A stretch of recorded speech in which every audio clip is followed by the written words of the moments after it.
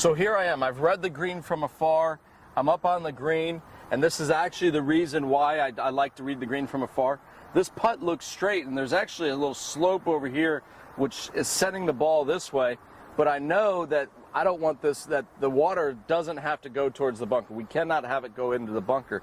So even though it looks like a little bit of, you know, two-direction break, if you will, I know that ultimately it has to go away from the bunker in most cases. So what you can understand here is I'm looking downhill. And a lot of times people like to read the putts from both sides of the you know, from behind the ball and from behind the cup. What you have to understand is that your best view is when you're looking uphill, okay? So if you guys could imagine, if we just said this tree right here, I just want to look at that tree. As we're looking at this tree here, we can describe, hey, we can describe the trunk, we can describe a little bit of the leaves. It's easy to see that tree, okay, and describe it. If we were up above it in a helicopter looking down, it would be very difficult for us to describe that tree. All we could see is the foliage. We could see the leaves. So in this situation, what I'm going to do here on this view is I'm going to read this putt from below the hole looking uphill. That is your best visual look. So when I come down here,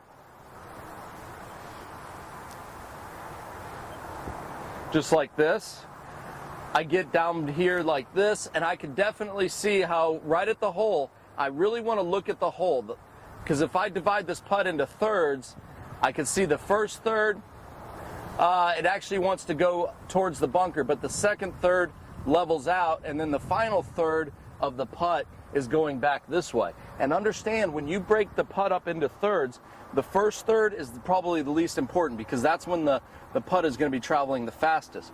What's the most important is what it's going to be doing right around the hole. So if you look at this hole really close, I can see that this side of the hole is higher than that side of the hole just a little bit. So I know at the hole this putt's going to be going to the left. So when I'm looking at this, there is such a thing called triangulation. And what that means is reading the putt from behind the hole, reading it from behind, from behind the hole, from behind the ball, and then on the low side. Remember, you never want to be looking downhill, you want to be looking up. And I can actually see a lot more break from this view. So now I'm going to go ahead and hit the putt here. I'm going to take my line on my golf ball. I'm going to line this up just to the right of the hole.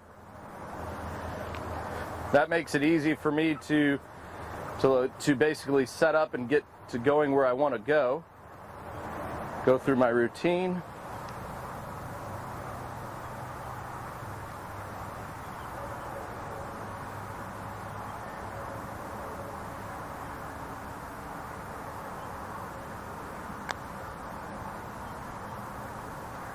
And it broke just a little bit more than what I wanted, or what I had thought. So again, when you're doing this, when you're reading putts, make sure you're looking uphill.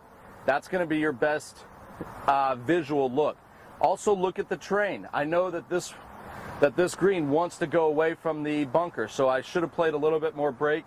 I was thinking the slope initially was going to hurt it, but again, I'm going to walk off with my par. I'm good, and we'll go to the next hole.